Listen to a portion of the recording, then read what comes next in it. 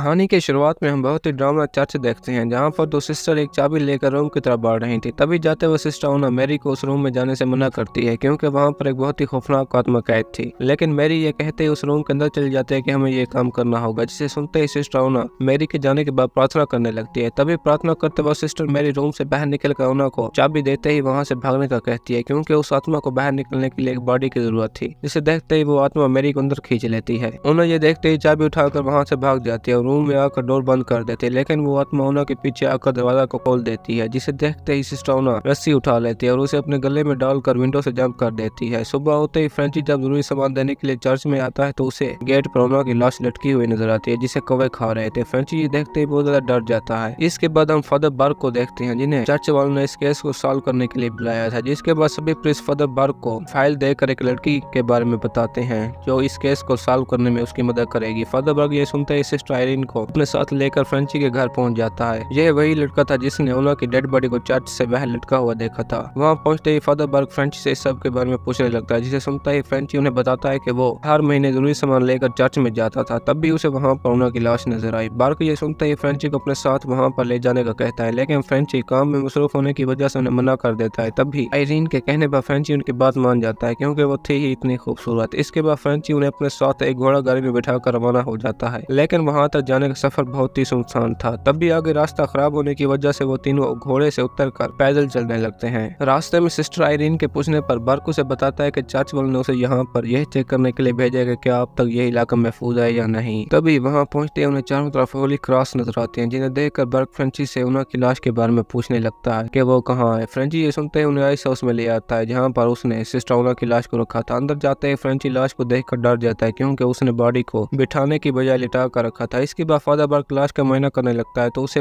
ओना के हाथ से एक चाबी मिलती है। इसके बाद वो तीनों ओना की लाश को उठाकर दफना देते हैं। तब आयरीन को वहाँ की ग्रेव पर बेल नजर आती है, जिसे देखकर बार्क उसे बताता है कि कई सालों पहले यहाँ पर एक महामारी के दौरान मरे हुए लोगों की कब्रों पर बेल लगा दी जाती है कि अगर उनमें कोई भी जिंदा हो तो बेल बजाकर अपने बारे में बता देता है। इसके बाद फ्रेंची उन्हें चर्च के गेट पर ले आता है, जहाँ पर सिस्टर ओना की लाश लटकी हुई थी। तब भी फादर बार्क को वहाँ पर खून दिखाई देता है, जो बिल्कुल ही ताजा था। और ये देखते ही वो तीनों चर्च के अंदर आ जाते हैं, जहाँ पर उन्हें बहुत सी अजीब चीजें दिखाई देती हैं। और अचानक ही एक नन वहाँ आकर फादर बार्क से अंदर आने की वजह पूछती है। बार्क उसे बताता है कि मुझे यहाँ पर रूम वालों ने सिस्टर ओना के केस को सॉल्व करने के लिए भेजा है। फ्रेंची के बीच में बोलने की वजह से बार्क उसे बाहर जाने का कहता है, जिसे सुनकर वो नन बार्क और आयरीन को भी उसके साथ जाने का कहती है। जिसे सुनता है बार्क बताता है कि मुझे यहाँ पर कुछ सबूत तलाश करने होंगे, ताकि वो रूम वालों को बता सके कि यहाँ पर सब कुछ ठीक है। इसके बाद वो नन फादर बार्क को एक जगह बताकर रात रुकने का कहती है और सुबह होने के बाद चर्च में आने का कहती है। जिसे सुनते ही वो तीनों नन के बताए हुए रूम में पहुंच जाते हैं, जहाँ पहुंचते ही फादर बार्क फ्रेंची को वापस जाने का कहता है, क्योंकि अब उसका कोई भी काम नहीं था। जाते वक्त फ्रेंची को रास्ते में एक औरत नजर आती है, जिसे देखने के लिए फ्रेंची जूं ही आगे जाता है तो वो अपने हाथ में एक रस्सी लेकर वहाँ से गायब हो जाती है। और अचानक ही एक खौफनाक आत्मा बनकर फ्रेंची के ऊपर आ जाती है, जिससे डरकर फ्रेंची उसे धक्का देते ही आगे बढ़ने लगता है और वहाँ से एक क्रॉस लेकर भाग जाता है। दूसरी तरफ जब बार्क और आयरीन खाना खा रहे थे तो आयरीन बताती है कि मुझे अपने बचपन में कुछ आत्माएं नजर आती थी, जिसकी वजह से चर्च वालों ने एक फादर को मेरे पास भेजकर इस सब से आजाद कराया। फादर पर ये सुनते ही आयरीन को अपने साथ फ्रांस में पेश आने वाले इसी तरह के केस के बारे में बताता है, जहाँ पर एक बच्चे को भी इसी तरह आत्माएं नजर आती थी, लेकिन उस पर एक बुरी आत्मा का कब्जा भी था। जिसे देखकर बार्क जो ही बाइबल पढ़ने लगता है तो वो आत्मा गुस्से में आकर छोटे बच्चे को मार देती है और ये कहते ही बार्क वहाँ से चला जाता है। रात को जब बार्क सो रहा था तो म्यूजिक की आवाज सुनकर जाग जाता है और जो ही कमरे से निकलकर म्यूजिक ऑफ करता है तो उसे वहाँ पर एक बच्चा नजर आता है, जिसका पीछा करते हुए बार्क एक कब्रिस्तान में पहुंच जाता है। ये वही बच्चा था जिसके बारे में बार्क ने अभी अभी आयरीन को बताया था। बार्क जो ही उसे देखता है तो बच्चे के मुंह से एक सांप बाहर निकलकर बार्क की तरफ बढ़ने लगता है, जिसे देखते ही वो डर के मारे एक ताबूत में गिर जाता है, जिसकी कब्र पहले से खोदी हुई थी और पहले जैसी नॉर्मल होते ही उस पर बेल बजने लगती है जो बार्क बजा रहा था। तो दूसरी तरफ आयरीन भी सोते हुए जाग जाती है और लैंप उठाकर चर्च में चलने लगती है। तभी वो एक रूम में पहुंच जाती है, जहाँ पर बहुत सारी नन प्रार्थना कर रही। इन सभी को सिस्टर भी बोला जाता है, लेकिन चर्च वाले इन्हें नन के नाम से बुलाते थे। तभी आयरीन दीवार पर एक साई को देखती है जो उसकी तरफ बढ़ रहा था और जो ही अपने पीछे आईने में देखती है तो वहाँ पर मौजूद सभी सिस्टर गायब हो जाती हैं और अचानक ही होली क्रॉस भी नीचे गिर जाता है, जिसे देखते ही आयरीन डर के मारे भागकर बाहर आ जाती है और बेल की आवाज सुनकर बार्क की तरफ जाने लगती है। आयरीन जो ही वहाँ पर पहुंचती है तो कब्रों पर मौजूद सभी बेल बजने लगती हैं, लेकिन आयरीन के महसूस करने पर वो जान जाती है कि फादर बार्क किस कब्र में है। जिसके बाद आयरीन कब्र पर पहुंचते ही जमीन को खोदने लगती है और आखिरकार ताबूत को तोड़ देती है। जिसके बाद बार्क कब्र से बाहर आ जाता है तो उसे अंदर बुक्स नजर आती हैं, जिन्हें उठाकर बार्क जो ही चर्च वापस आता है तो वहाँ पर ओना का पड़ा हुआ खून और भी बड़ा हुआ था, जिसे देखते ही बर्क अंदर आकर आयरीन को वही चाबी देकर जो उसे ओना की लाश से मिली थी होली प्लेस में जाने का कहता है, क्योंकि वहाँ पर सिर्फ औरतें ही जा सकती थी। अंदर जाने के बाद आयरीन को वहाँ पर एक औरत नजर आती है, जिसका पीछा करते हुए आयरीन एक रूम में पहुंच जाती है जहाँ पर एक नन प्रार्थना कर रही थी। सिस्टर आयरीन जो ही उसे देखने के लिए करीब जाती है तो वहाँ पर सिस्टर ओना आकर इनका हाथ पकड़ लेती है और बताती है कि हमारी ये प्रार्थना 24 घंटे जारी रहती है ताकि वो शैतान बाहर आने से रुका रहे। लेकिन आयरीन को ये नहीं समझ आ रहा था कि शैतान ने उसे कब का मार दिया है। दूसरी तरफ आयरीन के जाते ही बर्क कब्र से लाई हुई बुक्स पढ़ने लगता है जहाँ पर मुख्तलिफ आत्माएं और शैतानों के बारे में लिखा हुआ था। अंदर आने के बाद सिस्टर ओना आयरीन को बताती है कि यह चर्च कई सालों पहले एक महल हुआ करता था जहाँ का राजा ने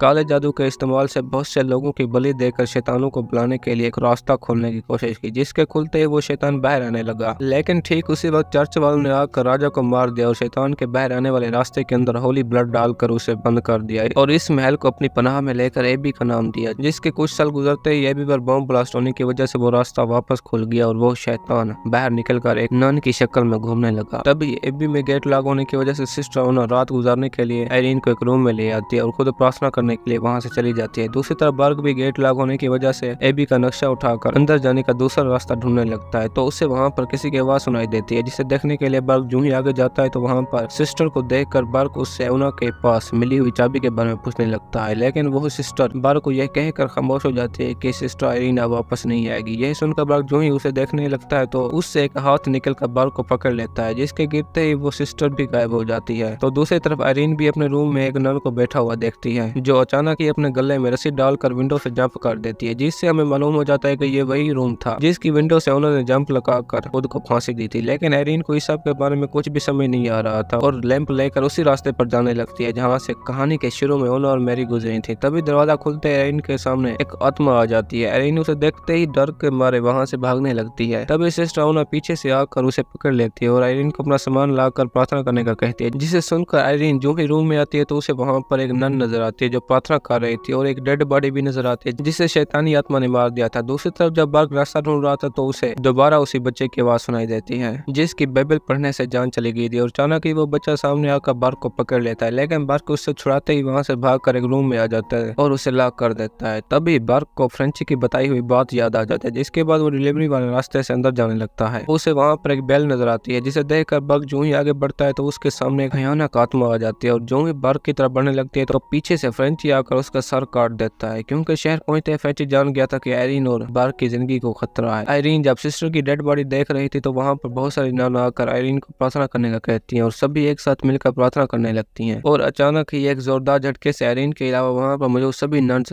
दीवारों पर आ लगती हैं और वो आत्मा प्रार्थना रोकने के लिए आयरीन के जिस्म को जख्मी करने लगती है। लेकिन इसी बीच बर्क और फ्रेंची के आने से वो आत्मा खामोश हो जाती है। आयरीन दरवाजा खोलने के बाद बर्क को बताती है कि यहाँ पर सभी नन्स के बिना रुके प्रार्थना करने से ही शैतान काबू में रह रहा है। तभी बर्क के पूछने पर आयरीन जो ही पीछे देखती है तो वहाँ पर एक भी नन नहीं थी, जिसे देख आयरीन हैरान हो जाती है। तो बर्क उसे बताता है कि यह तुम्हारा सिर्फ एक ख्याल था जो तुम्हें शैतान को रोकने के बारे में आगाह कर रहा था। और आगे बढ़कर आयरीन जो ही डेड बॉडी को देखती है तो वो पहले की बजाय गली सड़ी थी, जिसे देख आयरीन जान जाती है कि यहाँ पर कोई भी नन जिंदा नहीं है। तभी बातों के दौरान वो आत्मा जाकर बर्क पर क्रॉस से हमला कर देती है, जिसे देखते ही फ्रेंची उसे पकड़ लेता है और फादर बर्क होली क्रॉस को आत्मा के माथे पर लगा देता है, जिसके लगते ही वो सारी बॉडी जलने लगती है। यह देखकर आयरीन जान जाती है कि सिस्टर उन्होंने शैतान को एक बॉडी न देने की वजह से खुद की कुर्बानी दी और ये कहते ही आयरीन उन्हें शैतान के अंदर आने वाले रास्ते को बंद करने का कहती है ताकि वो शैतान को खत्म कर सके और वो रास्ता सिर्फ होली ब्लड से ही बंद हो सकता था। जिसके बाद वो तीनों उसे ढूंढने के लिए तहखाने के अंदर जाने लगते हैं। तो वहाँ पर मदर मैरी के हाथ के दिखाए हुए निशान को देखकर जान जाते हैं कि वो चाबी कहाँ लगेगी और आयरीन के चाबी लगाते ही दरवाजा खुल जाता है। जिसके बाद बर्क वहाँ से होली ब्लड उठाकर आयरीन के गले में डाल देता है और वो तीनों आगे बढ़कर रूम के अंदर चले जाते हैं। अंदर जाते ही वो तीनों अलग अलग होकर रास्ता ढूंढने लगते हैं। तभी आयरीन के पीछे एक आत्मा आकर उसे डराने लगती है और वो जो ही एक रूम में जाती है तो वहाँ पर खुद ब खुद कैंडल जलने लगती हैं, जिन्हें देखकर मालूम हो जाता है कि ये वही दीवार था जिससे शैतान बाहर आ सकता था। तभी आयरीन जो ही पीछे देखती है तो उसके सामने बहुत सारी नन आ जाती हैं जिनके चेहरे ढके हुए थे और अचानक ही आयरीन की कैंडल बुझा देती हैं। इसके बाद फ्रेंची भी वहाँ पहुंच जाता है और उन सभी नन्स में से आयरीन को ढूंढने लगता है। तभी फ्रेंची जो ही एक नन का मास्क उतारता है तो वो आयरीन थी जो बिल्कुल ही आत्मा के कब्जे में थी। इसके बाद वो आत्मा जो ही फ्रेंची को पकड़ कर मारने लगती है तो फ्रेंची होली ब्लड निकाल कर आयरीन के चेहरे पर लगा देता है, जिससे आयरीन पर आत्मा का कब्जा खत्म हो जाता है। और ये देखते ही वो आत्मा फ्रेंची को पकड़ कर आयरीन को पानी में फेंक देती है, जिसकी वजह से होली ब्लड आयरीन के गले से निकल जाता है और वो आत्मा सामने आते ही एरिन को पानी में डुबाकर मारने लगती है, तो फादर बर्क वहाँ पर आकर उसे रोकने की कोशिश करता है, लेकिन वो उन्हें भी जख्मी कर देती है। इसी बीच आयरीन होली ब्लड को लॉकेट से निकालकर अपने मुंह में डाल देती है और जो ही वो आत्मा आयरीन को उठाती है तो वो उसके चेहरे पर डाल देती है, जिसके बाद आत्मा के द्वार के अंदर जाते ही वो रास्ता वापस बंद हो जाता है। लेकिन इसी बीच फ्रेंची आयरीन को भी पानी से बाहर निकाल लेता है। अब सब कुछ खत्म होने के बाद फ्रेंची आयरीन और बर्क को वहाँ से लेकर चला जाता है। अब कहानी के आखिर में हमें एड और लॉरीन दिखाए जाते हैं जो फ्रेंची के केस के बारे में लोगों को बता रहे थे, क्योंकि जब आत्मा ने फ्रेंची को पकड़ा था तो फ्रेंची के जिस्म पर उसके असर की वजह से उल्टे क्रॉस के निशान बन गए थे, जिससे ये मालूम हो जाता है कि फ्रेंची भी अब उस आत्मा के कब्जे में है। और इस कहानी की शुरुआत में हम एक फुटबॉल खेलते हुए बच्चे को देखते हैं जो चर्च में काम करके फादर का हाथ बटाता था। तभी प्रार्थना खत्म होते ही वो बच्चा फादर के कहने पर जो ही मैं रखने के लिए अंदर जाता है तो उसे वहाँ पर कोई महसूस होता है, और बोतल रखने के बाद वो बच्चा जो ही पीछे देखता है तो वो खुद ब खुद टूट जाती है, जिसे देखते ही जैक डर कर फादर के पास आ जाता है और उन्हें इस सब के बारे में बता देता है। फादर ये सुनते ही जैक को अपने साथ लेकर चर्च में आवाजें देने लगता है कि कोई है यहाँ पर। तभी उन्हें अपने सामने एक आत्मा दिखाई देती है जो अचानक ही फादर को अपने कब्जे में करके आग लगा देती है, जिन्हें देखते ही जैक जोर जोर से चीखने लगता है। इसके बाद हम कुछ सिस्टर को देखते हैं जो गाड़ी को पीछे से धक्का लगा रही थी। तभी गाड़ी के दलदल से बाहर निकलते ही वो सभी उसमें बैठकर चर्च पहुंच जाती हैं, जहां पर एक नन सिस्टर आयरीन को डेबरा के बारे में बताती है जो बिल्कुल ही उनकी बात नहीं मानते थे। आयरीन ये सुनते ही डेबरा के पास पहुंच जाती है जब वो स्मोक कर रही थी। तभी बातों के दौरान डेबरा उसे बताती है कि मैं बिल्कुल भी नन नहीं बनना चाहती थी, लेकिन मेरे फादर ने जबरदस्ती मुझे चर्च में भेज दिया। आयरीन ये सुनते ही डेबरा को अपनी बात मानने का कहती है, जिसे सुनते ही वो आयरीन की बात मान जाती है और सभी सिस्टर के साथ बैठकर उनकी बातें सुनने लगती है, क्योंकि वो सिस्टर सभी को एक आत्मा के बारे में बता रही थी जो चर्च में रहने के बावजूद भी सभी सिस्टर को मार देती है। यह सुनकर सभी सिस्टर डरी हुई थी, लेकिन डेबरा पर उसका जरा भी असर नहीं हुआ क्योंकि वो आत्माओं पर यकीन नहीं करती थी। इसके बाद हम फ्रेंची नाम के एक लड़के को देखते हैं जो स्कूल में सर्वेंट का काम करता था और अपने काम के साथ साथ वो सभी बच्चों के साथ भी फ्रेंडली था, जिसकी वजह से वहाँ पर मौजूद एक सोफी नाम की लड़की उसे ब्रेसलेट गिफ्ट देती है। लेकिन इसी बीच वहाँ पर एक लड़की आकर सोफी के हाथों से ब्रेसलेट उठा लेती है, जिसे देखते ही फ्रेंची उसे वापस करने का कहता है, लेकिन वो उसकी बात नहीं मानती। तभी मैडम के आते ही फ्रेंची उस लड़की के हाथों से ब्रेसलेट निकाल कर वहाँ से चला जाता है। तभी मैडम उसे बुलाकर अपना रूम साफ करने का कहती है क्योंकि वहाँ पर कॉकरोच घुस आए थे। इसके बाद हम एक लड़की को देखते हैं जो खाने का सामान रखने के बाद जूं ही वापस जाने लगती है तो उसे वहाँ पर किसी की आवाज सुनाई देती है, जिसे देखने के लिए वो जूं ही आगे जाती है तो उसे वहाँ पर फ्रेंची दिखाई देता है जो बिल्कुल ही अबनॉर्मल था। लड़की उसे देखते ही वहाँ से भागने लगती है, लेकिन वो आत्मा सामने से डोर बंद कर देती है और लड़की को उठाकर उसे मार देती है। रात होते ही जब सिस्टर आयरीन सो रही थी तो किसी की आवाज सुनकर जाग जाती है। तभी एक सिस्टर के बताने पर आयरीन जूं ही नीचे जाती है तो उसे वहाँ पर कोई भी दिखाई नहीं देता। तभी लाइट ऑन होते ही सिस्टर आयरीन अपने सामने फ्रेंची को देखती है जो एक मॉन्स्टर जैसा दिख रहा था और अचानक ही नींद से जाग जाती है, जिससे हमें मालूम हो जाता है कि आयरीन और फ्रेंची का आपस में कोई ना कोई कनेक्शन है। तभी अपनी नाक से खून बहता देखकर आयरीन गार्ड के सामने प्रार्थना करने लगती है, तो एक सिस्टर के बुलाने पर आयरीन जूं ही आगे जाती है तो उसे वहाँ पर एक फादर दिखाई देता है जो आयरीन को कुछ केसेस की पिक्चर देखकर उन्हें सॉल्व करने का कहता है जिन सभी ने खुदकुशी की थी, और ये भी बताता है कि इन सभी को एक ही आत्मा ने मारा है। आयरीन ये सुनता ही फादर की बताई हुई जगह पर रवाना हो जाती है। तभी डेबरा भी उसके पीछे आ जाती है, जिसे देखते आयरीन उसे वापस जाने का कहती है, लेकिन डेबरा उसे यही कहकर मना लेती है कि वो भी इन सभी चीजों पर यकीन करना चाहती है क्योंकि डेबरा आत्माओं पर यकीन नहीं करते थे। दूसरी तरफ जब मिस केट बच्चों को लेक्चर दे रही थी तो वहाँ पर फ्रेंची आ जाता है, जिसे देखते ही केट बच्चों को एक ब्रेक देकर फ्रेंची से बातें करने लगती है और बातों के दौरान फ्रेंची अलमारी सेट कर देता है जो खराब होने की वजह से खुल नहीं रही थी।